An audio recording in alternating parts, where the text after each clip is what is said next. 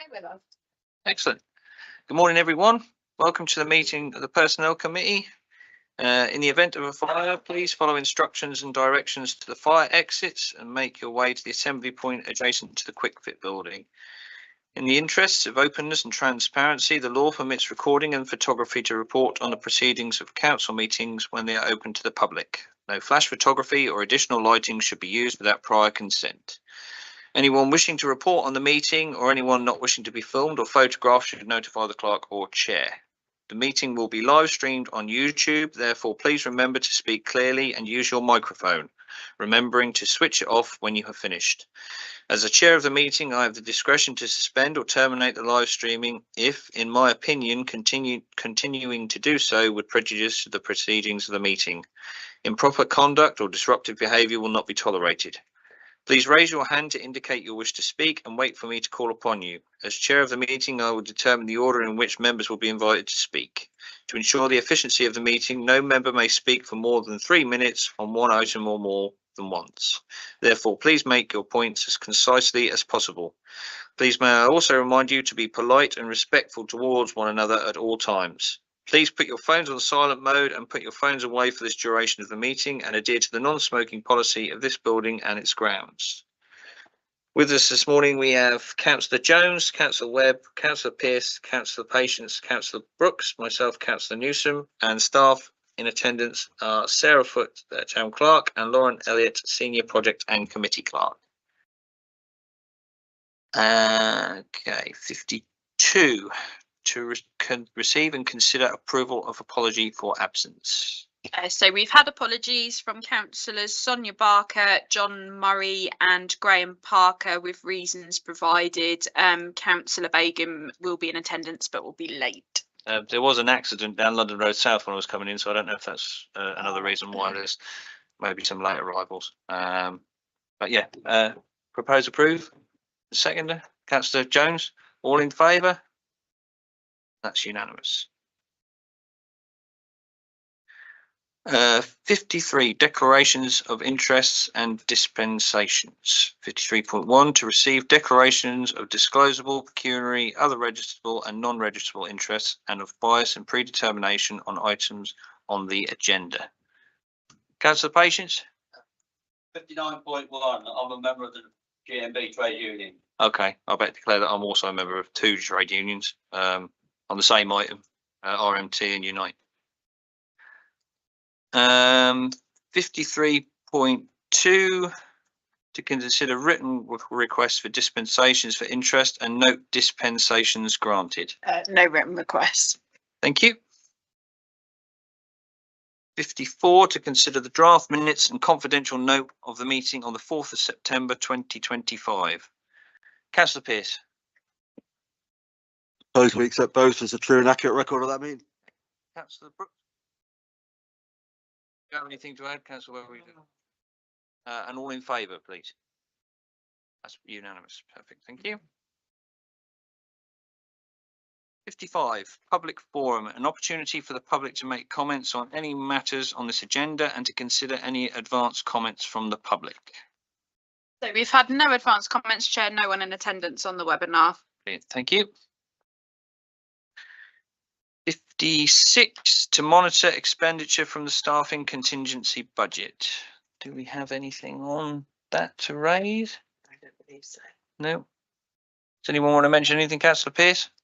No, I mean the attachments there from Rialtos, but just to say that the contingencies that we know about have been communicated, and some of them a bit, and some of them will be biting over the next few months. But basically, we will be within budget sort of come the end of the year in March. So there's no implications for the budget of the contingency.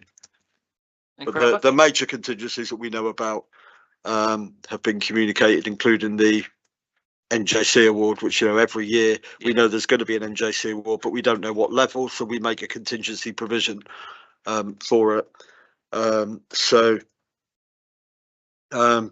And there's been no new contingency since then, other than those ones that we discussed 2 or 3 months ago. Okay. Nobody want to add anything else? Okay. 57, to monitor the risk register and implementation of control measures, including the following. 57.1, to review risk S1 in light of the business plan, which is yellow, I believe. Councillor Pearce? So risk 5.1 is the risk that we might have insufficient staffing due to staff absence or failure to fill roles. Impact if it bit would be 3. Likelihood of it happening would be 2. So the risk score is the multiple of those. Controls in place, new management structure in place, and matrix management approach adopted. Consultancy budget in place to cover immediate staff shortage needs. 3-year business plan in development, which is at the last full council was adopted as a working document, and we'll set out forecast spend against priorities, business continuity plan in place. So we know what staff in post we've got in our structure. We know what ones are coming up in the town hall. So I think it's just a watching brief. Yeah. We can't entirely eliminate the risk, but it hasn't bitten at the moment, and we just need to keep an eye on it in terms of certainly in terms of the town hall recruitment, because we know that's coming up. Funny enough, we've had a discussion in the working group, which I think Sarah's going to go away and get HR advice on from WorkNest, and then it's going to come back as a standalone item the following month about notice periods. Yeah. And the extent to which someone leaves on a short notice period, but they're in a specialist position, does that leave us vulnerable in terms of how quickly we can backfill that role? So I think there's a discussion to be had there specifically. But other than that, I don't think we can reduce it from amber to green. I don't know whether we would ever be able to do that because we can't entirely eliminate the risk. But I think the mitigations that we have in place to identify it at an early stage and deal with it, I think, are fairly robust. Yeah. Councillor Brooks? Yeah, I mentioned this a few times and it's still not appearing anywhere, but I think we need to include councillors on the risk register. Okay. In what way? In what way? Well, I would say, first of all, that there's the risk of us losing our power of competence if we don't get enough people standing for the council. Attendance at meetings. You know, there's a number of issues where we need to look at the role of councillors as well and its risks to the council. Yeah, I do tend to agree. That's more of a governance thing, though, really, isn't it? Well, as opposed to staff. Okay, that's fine. That's fine. Yeah. I don't know where that's the problem. Is I don't know where it sits. Yeah. And it's not sitting anywhere at the moment, but it needs to be sitting somewhere. Yeah. It's G2 G2. G2. on the risk register. Oh, it's G2 on the risk register. It's currently amber. Sorry, Sarah. It's G2 on the current risk register. Okay. G. Annex, which annex? Sorry, I lie. No, I don't. I don't lie. G2. G2 on the risk register. Yes, G2. It's just a bit further up, page 13. Yes, page 13. Page 13. Councillor Brooks. Councillor Pearce? Okay. Yeah, so it's actually minuted in the minutes that we had this discussion last month, and it would be put in the risk register as a Yeah. governance issue. And this specific item, 57.1, is to review risk. 5.1 in like the business plan, which is one of the ones that have been delegated for personnel oversight, but 5.1 specifically, which is the one I've just read out. So But like you said, really, it's an ongoing thing, really. Yeah. You can't eliminate complete risk, but as long as we're aware of it, and I think the in general the mitigations and controls are there, but we're going to have off the discussion in the working group. Sarah's going to have a conversation with WorkNest, and then it will come back to this committee next month as a standalone item, a discussion around notice periods and what risk that might pose to us. if there's nothing I- else. Sorry, Chair. I do tend to agree with Councillor Brooks around some of the risks on governance and Yeah. and quorum meetings and stuff. So I would propose that I can't propose. I could suggest that maybe F&G takes away a review of the G items on the risk register. That seems fair and reasonable. Councillor Pearce? Yeah, so that's what I'm basically saying. It's not a personnel issue. Yeah. Okay, it's minuted in the minutes that we've just approved that it's a governance issue. So that's finance and governance. and also the agenda item is specifically risk 5.1. But governance can just put that on their agenda Yeah. anyway, can't they? That's fine. Perfect. Thank you. Councillor Brooks? I think for me, the confusion comes because the wellbeing policy comes from this committee. So it's that confusion about, yes, technically it is a governance issue, but also we seem to be, personnel committee is dealing with wellbeing, which is a point I'm raising. Yeah. Which is more about that rather than codes of conducts and things like that. So maybe it can be split. But yeah, I think it's more of, in my opinion, it's more of a discussion of governance. But I get what you're saying.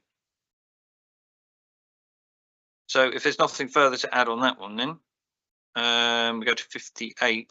To consider the offer of sight and hearing tests for councillors. I thought this was for staff. Yeah, we We agreed discussed this very recently and we agreed to it because I proposed that we accepted it. Didn't it? No, Phil? we agreed it for staff. In the minutes, it says the one for councillors will come back to this agenda. Why does? Because the only item on last month's agenda was for staff.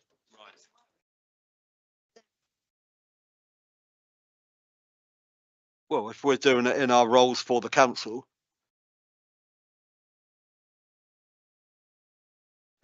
If it's felt that councillors need a sight and hearing test because something to do with sight and hearing is affecting their ability to fulfil their roles as a councillor, why not?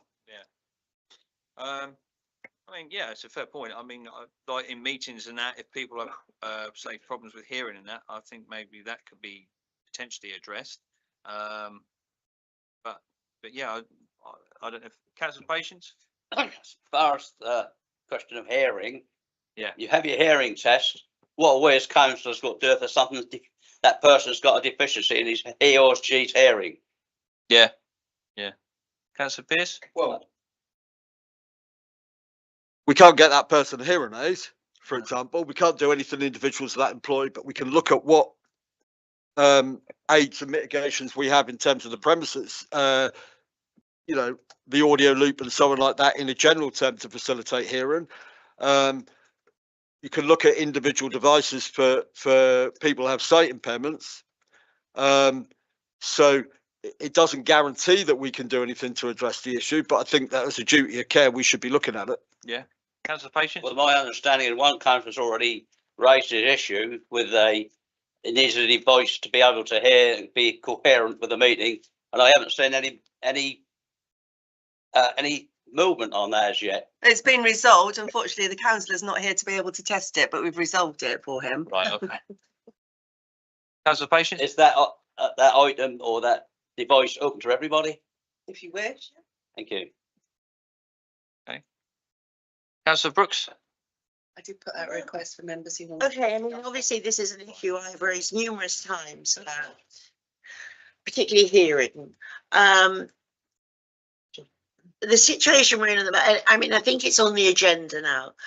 So rather than being told, it's your problem, we actually accept that it is an issue that the council should deal with and deal with sensitively. And I know that there has been work to sort of help particular councillors with a loop and things like that. So I think we're more aware of it. So I'm not following on from Councillor Patience's comments. We're at what point are we? And I'm not sure what we're proposing to do any more than what we're currently doing. So that's all because we're not proposing to buy people hearing aids and we're not proposing to buy people glasses. What we're proposing is simply that we'll create an environment where people with hearing deficiencies, sight deficiencies can feel comfortable and operate. So maybe one of the things we could be doing in terms of hearing is to, and I thought at some point I thought we did this, but that our YouTube videos are subtitles, and I think I think they were, and now they're not. I don't know. I think they it's very erratic. I think we used to have subtitles on our YouTube streaming. Maybe we need to look at that again. Okay. Councillor Pearce. So the item on the agenda is to consider the offer of sight and hearing tests for councillors. the minutes that we've just adopted records the fact that last month we approved hearing tests. Staff already had site tests. Yeah. We approved hearing tests as well as that. The minutes record that it was then discussed that should the same option be available for councillors, this would come back on this month's agenda as an item to consider. So it's simply the case that if a councillor goes to the office and says, okay, look, I'm struggling with my hearing or with my sight, you know, in my role, under this arrangement, if it was approved, could I have a test? The test would then be paid for by the council on the basis that if it identifies any need, it then enables that person to fulfill their roles as a councillor. It's not saying it will buy any equipment, that would be a separate discussion, but it is saying that the test, the payment of the test would be covered by the council on the same basis as the payment of tests for staff. And as it concerns the ability of that council to fulfill their elected role, and therefore it's about enabling their accessibility and participation, equality and all that good stuff, I would therefore propose that we do offer sight and hearing tests upon request, you know, if the councillor requests it through the office on the same basis as are made available to staff. Councillor Patience? Just to come back on that, almost all hearing tests are free of charge under the National Health, unless you want to go to somewhere like Boots or Specsavers. That's where the cost is. That's acknowledged. That's acknowledged in the notes. Hearing tests should be free. Okay. Do we have any more comments or a seconder for Councillor Pearce's proposal? Okay. You're seconding Councillor Webb. Any further comments? Okay, and all in favour of Councillor Pearce's proposal? Against? I'll abstain.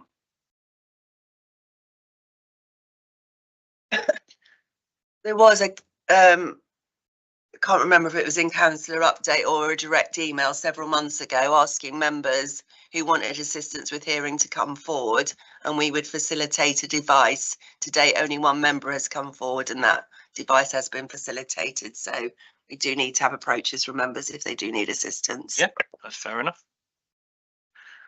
Okay, 59, to consider the following regarding staffing, confidential. 59.1, consideration of option for officers to become members of a union. Is that confidential?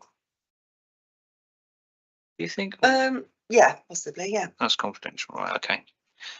59.2, staff terms and conditions, including the following: pay reviews and external report on pay review policy. That's confidential. And arrangements for staff cover. 59.3, that is also confidential. 60, to receive any recommendations from the personnel working group following its review of the model contract of employment and employee handbook. Councillor Pearce. So no recommendations at the moment. The work started going through WorkNest suggested notes but there is a specific action which is Sarah's going to go away and speak with WorkNest about to get advice on notice periods. Yeah. And then in addition to the general issue of the contracts, that discussion on notice periods will then come back to this committee as a standalone item. Yeah. Anyone else want to raise anything under that item? No. 61, to consider matters relating to recruitment process. That's confidential. 62, date of next meeting is Thursday the 6th of November 2025 at 10 AM. 63, items for the next agenda and close. And 64, admissions to meetings, to resolve that under the Public Bodies Admissions to Meetings Act 1960, the public be excluded from the meeting on the grounds that publicity would be prejudicial to public interest by reason of the confidential nature of the business to be transacted, namely any employment matters and legal issues relating to the matters on this agenda. You have a proposer to go into confidential. Councillor Pearce, seconded by Councillor Webb, and all in favour? Unanimous. Thank you for watching.